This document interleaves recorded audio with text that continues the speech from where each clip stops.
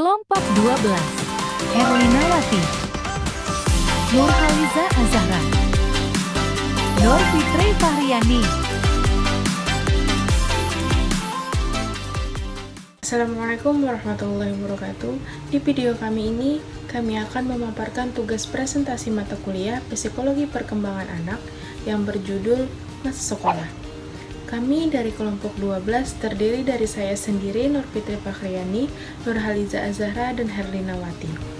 Selanjutnya, kita masuk di bab pembahasan, yang mana isinya yaitu yang pertama, masa anak sekolah, yang kedua, berbagai fase pengamatan pada masa anak sekolah, yang ketiga, perkembangan fantasi pada anak sekolah, dan yang terakhir, ada masa perkembangan usia sekolah.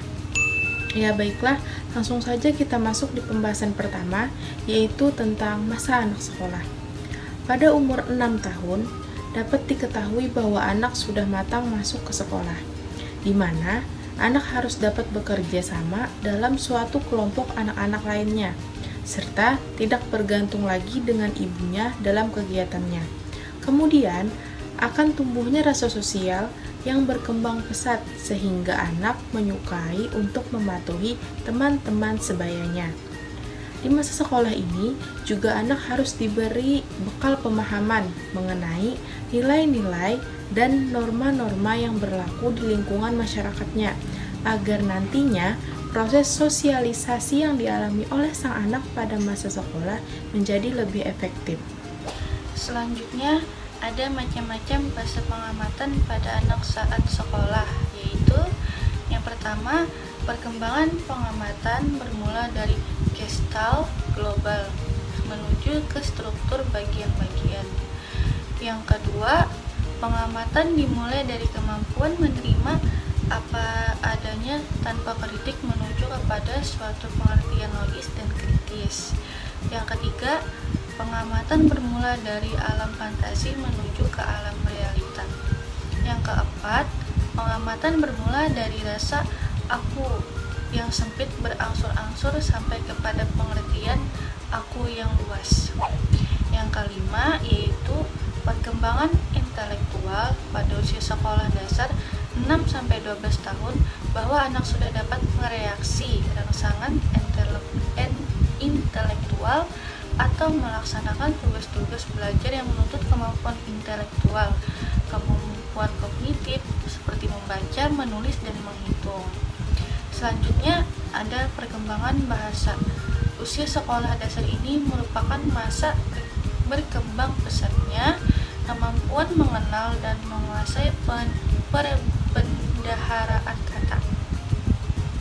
Dan yang terakhir, perkembangan sosial yang merupakan pencapaian kematangan dalam hubungan sosial sebagai proses belajar untuk menyesuaikan diri dengan norma-norma kelompok, tradisi, dan moral agama.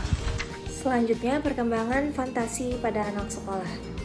Sejak anak berumur 5 atau 6 tahun, perhatian mulai ditunjukkan ke dunia luar atau ke alam nyata. Fantasi dapat digunakan sebagai hiburan, memudahkan anak dalam menerima pelajaran, dan membentuk budi pekerti anak.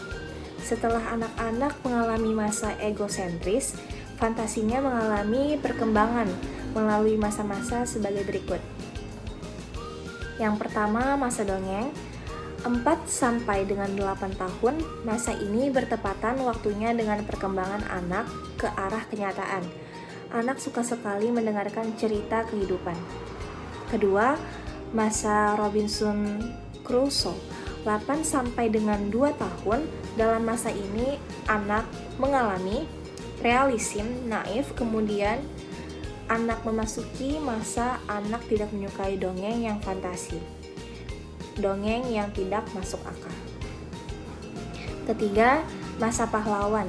12 sampai dengan 15 tahun, anak suka membaca buku-buku pejuang karya orang kemenangan yang pernah terjadi.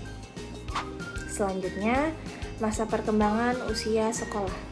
Perkembangan adalah proses perubahan kualitatif yang mengacu pada kualitas fungsi organ-organ jasmania.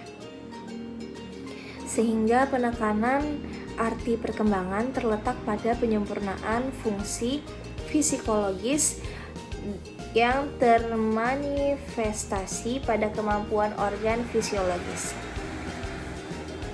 Yang pertama, ada hubungan yang kuat antara keadaan jasmani dan prestasi sekolah.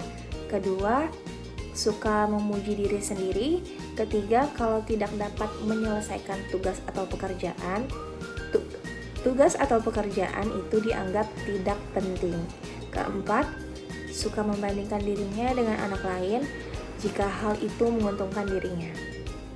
Kelima, suka meremehkan orang lain. Selanjutnya, masa perkembangan usia sekolah. Perhatiannya tertuju pada kehidupan praktis sehari-hari.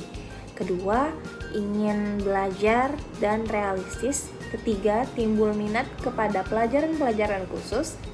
Keempat, anak memandang nilai sebagai ukuran yang tepat mengenai prestasi belajarnya di sekolah. Kelima, anak-anak suka membentuk kelompok sebaya atau pergrup untuk bermain bersama. Mereka membuat peraturan sendiri dalam kelompoknya.